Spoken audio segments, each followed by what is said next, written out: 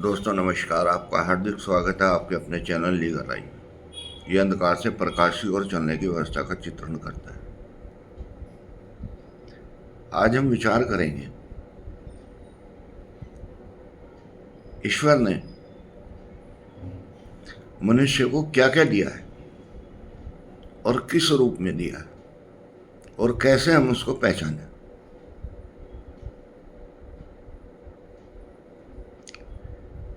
हमारे लिए सबसे विचारणीय विषय ये है कि हमें सबसे पहले स्वास्थ्य की प्राप्ति हो, और स्वास्थ्य प्रकृति के 5 तत्वों से मिलकर बना है और वो 5 तत्व अपने आप में संपूर्ण है। अग्नि, पृथ्वी, जल, वायु इत्यादि इत्यादि।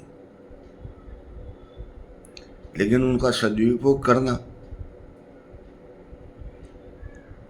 ये आदमी के बस की बात नहीं है। क्यों नहीं है? क्योंकि उसके जो मस्तिष्क के अंदर की जो तरंगे हैं वो तामस लिए हुए हैं, वो उपयुक्त मात्रा में उनका मिलान नहीं करते।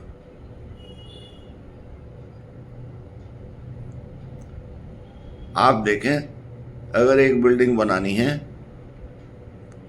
तो उसमें कुछ मात्रा में सीमेंट, कुछ मात्रा में रेत और कुछ मात्रा में सरिया मिलाया जाता है, लेकिन उसका एक अनुपात होता है।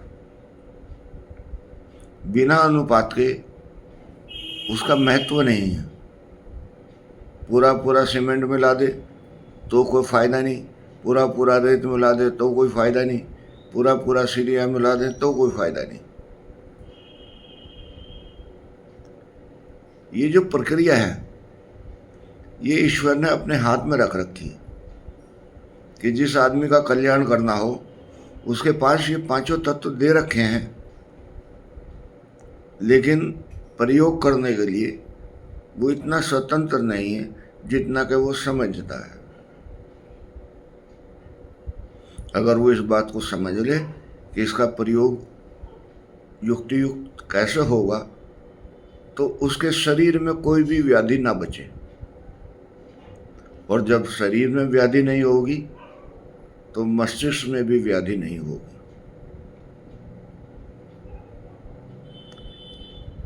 आप देखें, जब अतिथि आपके यहाँ आता है आपको स्वतः ही प्रेम जाग जाता है। ये जो प्रेम की प्रक्रिया है ये उस शब्द रसायन में पानी का काम करती है जिसको बना के दीवार बनाने का कार्य करना था, क्योंकि उसमें सरिया आ चुका था, सीमेंट आ चुका था, रेत आ चुका था, लेकिन पानी नहीं था। पानी तो प्रेम का ही चाहिए था उसको, और वो आते ही उसका मसाला तैयार हो गया। अब उसमें एक वैज्ञानिक की आवश्यकता है जो उस स्ट्रक्चर को पूरा कर सके, और वो वैज्ञानिक है मस्तिष्क। जब जब उससे प्रार्थना की जाती है तब तक वो सही कार्य करता है। जब उसको निर्देश दिया जाता है उल्टा सीधा, तब वो उल्टा सीधा ही कार्य करता है। यही उसका जीवन है। वो अपनी तरफ से कोई भी विचार विमर्श नहीं करता, बस आपकी प्रार्थना के अनुसार कार्य करता है। आप कहते हैं कि मुझे इसका मंदिर बनाना है, तो वो उस साधन को जो स्वतः ही आपको दिए हुए हैं मंदिर के रूप में परिणत कर देता है। और आप कहते हैं इसका रास्ता बनाना है तो रास्ते के उपयुक्त बना देता है।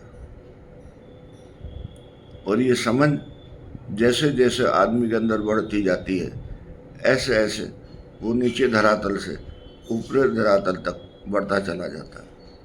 और ये धरातल में बदलना ईश्वर की विशेष कर्म दृष्टि है। आप देखें, कभी कभी आदमी के मन में कुछ ऐसे भाव आ जाते हैं कि वो बैठा बैठा खुश होने लगता है। न उसको कुछ मिला, न उससे कुछ गया, लेकिन एक प्रसन्नता उसके अंदर आ गई है। जो प्रसन्नता उसके अंदर आई है वो कहाँ से आई है, कैसे आई है, ये नहीं जानता कोई, बस आई है। और अगर आपने उसको एहसास किया है तो आई है, यही एहसास करें और प्रफुल्लित हो जाए और जीवन को इस तरह से जिए जैसे ईश्वर ने विशेष साधन आपको दिए हैं। उसके लिए किसी के ऊपर मातहत ना हो। आप जैसे जैसे प्रार्थना करेंगे ऐसे ऐसे आपको उन्नत किस्म का डाटा आपके मस्तिष्क से क्रिएट होता रहेगा और उसका आप उपयोग करते रहेंगे। ये जीवन का मूल्यांकन है। और जब ये जीवन का मूल्यांकन आदमी को मिलने लगता है तब उसकी परिस्थिति साधारण से गौण और गौण से साधारण इसके बीच में बदलनी शुरू हो जाती है। लेकिन यात्रा तो हमें विशेष की चाहिए, तो उसके लिए आपको विशेष ही करना पड़ेगा। प्रार्थना में विशेष ध्यान रखना पड़ेगा और प्रार्थना में विशेष ध्यान करके मिलेगा क्या? अनंत शांति।